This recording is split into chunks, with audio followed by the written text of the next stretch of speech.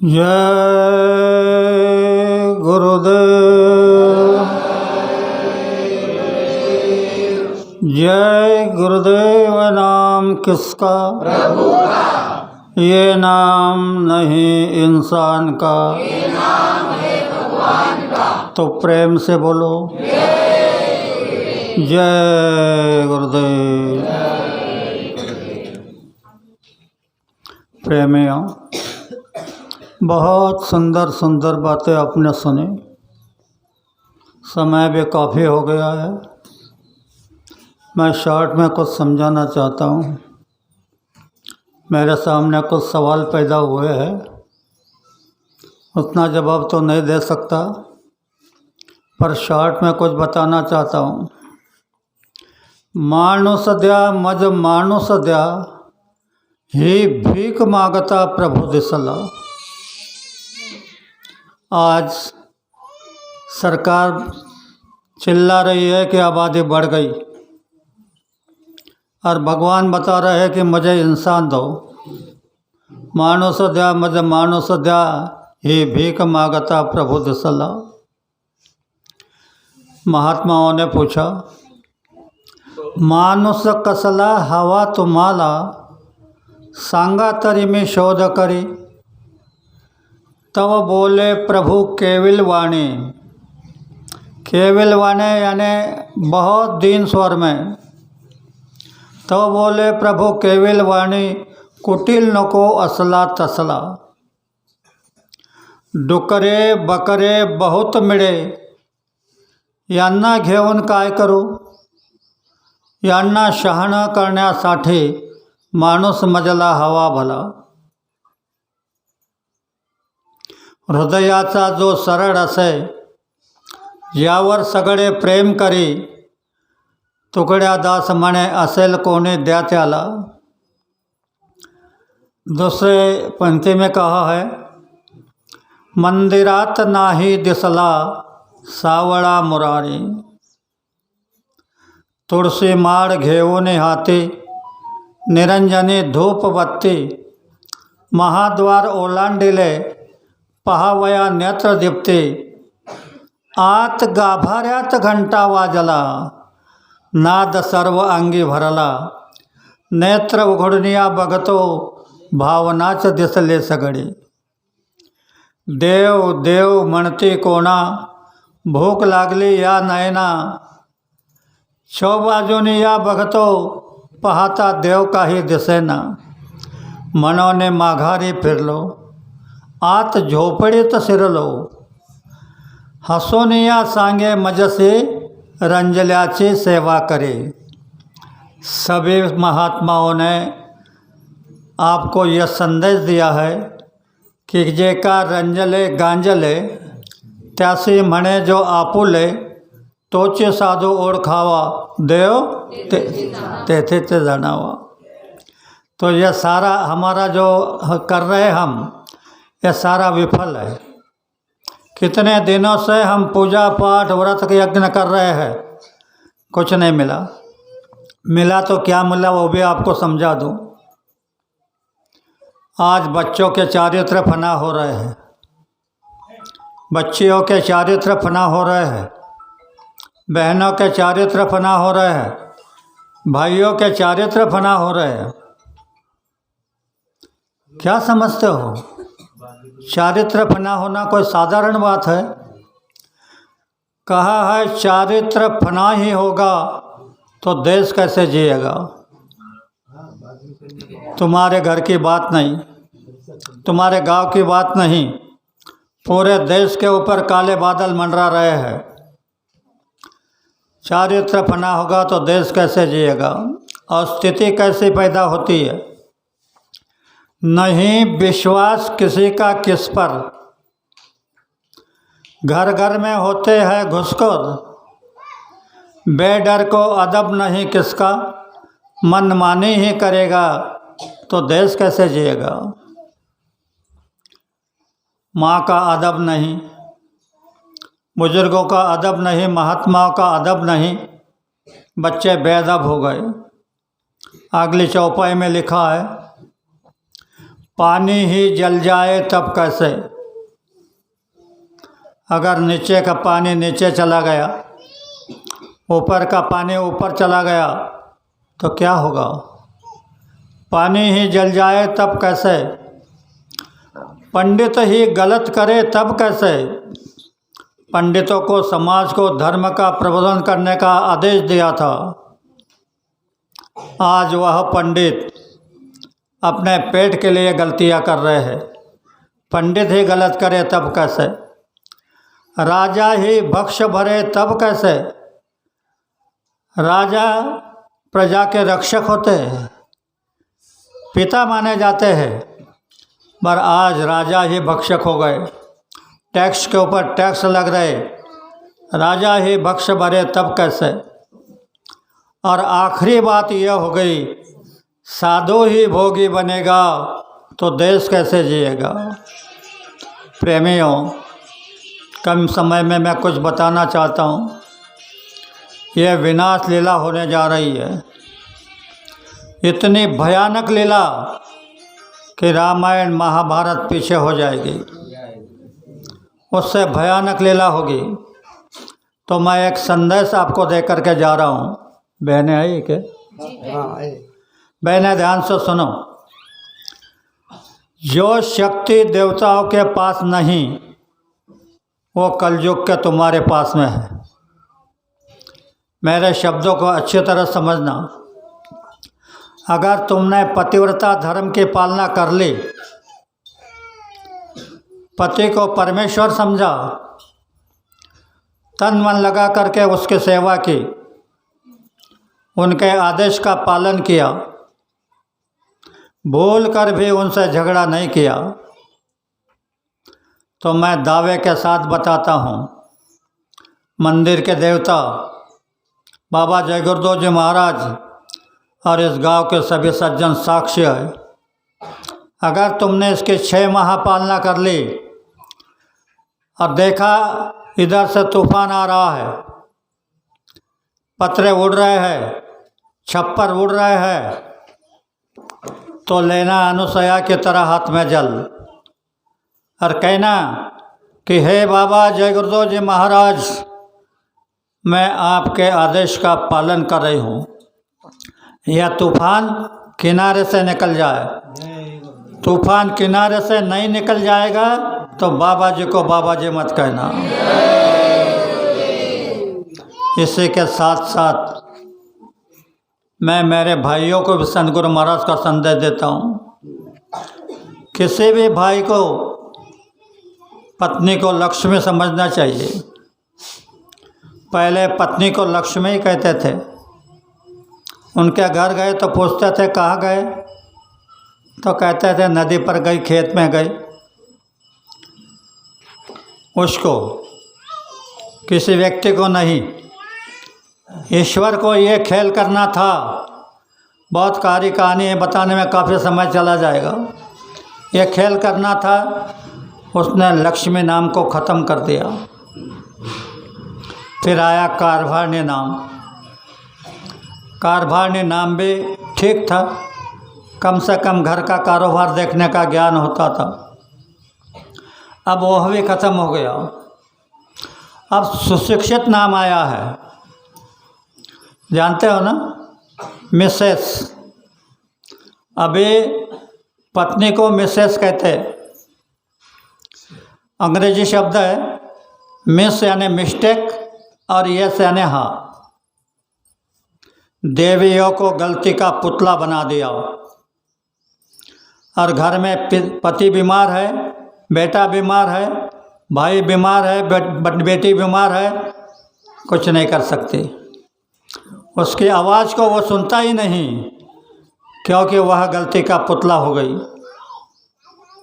और जो पत्नी देवताओं को बच्चे बना सकती है, अनुसया का उदाहरण आपको मालूम है, तीनों देवताओं को बच्चे बनाए, तो क्या तुम्हारी बात को वो नहीं सुनेगा? उदाहरण के लिए बताता हूँ, जो बच्चे जन्म से विकलांग होते हैं, उनके हाथ और पैर टेढ़े होते हैं, तो हम उनके ऊपर सूर्य ग्रहण और चंद्र ग्रहण में प्रयोग करते हैं, स्पर्श नहीं करते, मंत्र के द्वारा। और उसको प्रार्थना करते हैं कि इसकी गलती हो गई, मानता हूँ, पर जीवन बेकार जाएगा, इनके हाथ पैरों को ठीक कर दो। तो 2 या 3 ग्रहण में बच्चे के पैर हाथ सीधे हो जाते हैं, 1 नया पैसा फीस नहीं ली जाती, खाने की सुविधा, रहने की सुविधा गुरु महाराज की दया से संगत करती है। तो तुम्हारी बात नहीं मानेगा। तुमने अगर जीवन की पालना कर ली, पतिव्रता धर्म की पालना कर ली, तो कहाँ तक तुम्हारे शक्ति आएगी मैं बताता हूँ। अभी तुम्हारी सख्त ज़रूरत है, और ये मैं अभियान चला रहा हूँ। अगर तुमने पतिव्रता धर्म की पालना कर दी, तो तुम्हारे अंदर क्या शक्ति आएगी सुनो। ब्रह्मा की 2 पुत्री थी, शांडिल्या और वसुमती।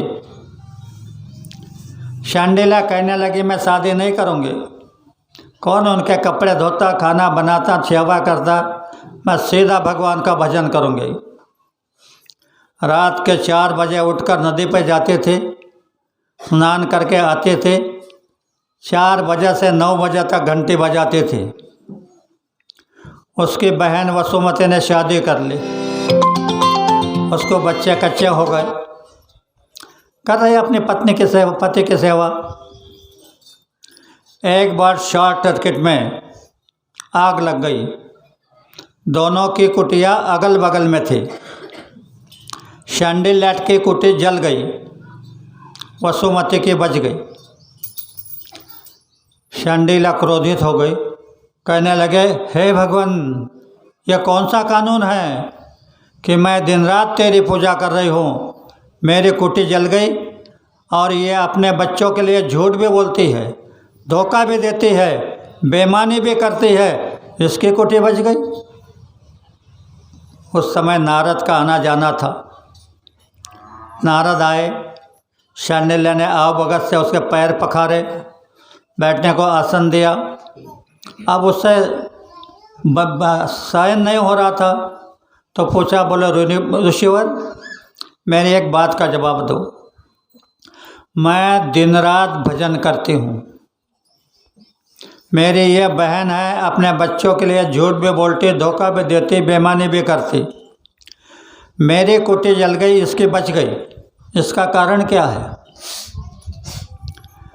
तो नारद जी ने बताया, बोले बहन, यहाँ पत्नी के लिए पति ही परमेश्वर होते हैं, यह कानून उसने बनाया है, तो उसके कानून को तुमने ठुकराया, तो इसलिए तुमको यह सज़ा मिली। तो कहने लगी अब मैं क्या करूं, मेरी तो आधी उम्र हो गई।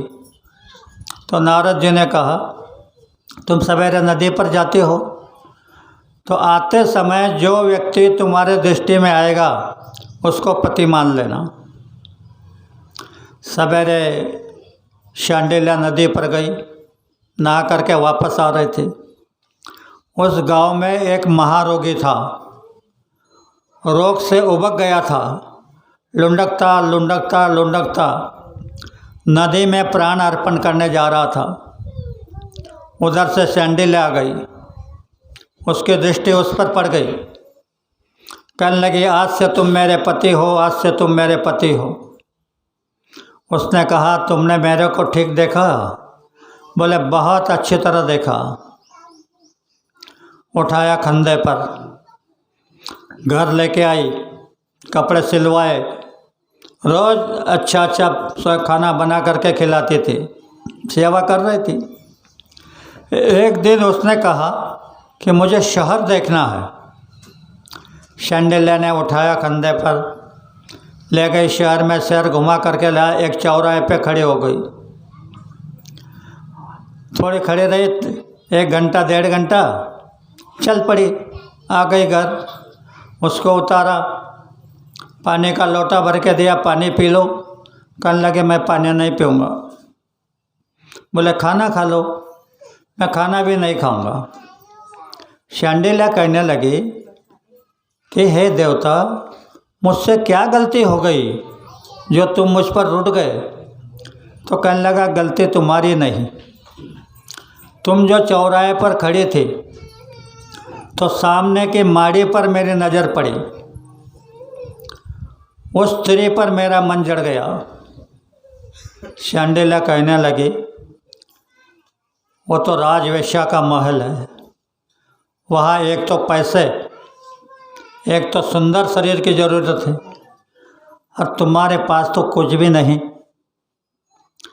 फिर भी वह अपने पति के लिए रात के 12 बजे तवायफ के दरबार पर जाती थी, सड़ा समर्जन करके रंगोली निकाल करके चली आती थी। कुछ दिन बीत गए, तवायफ ने अपने सहेलियों को बुलाया। कौन करता है ये काम? ये अपना काम नहीं है, यह पतिव्रता का काम है। तो सहेलियों ने जवाब दिया कि हम नहीं करते।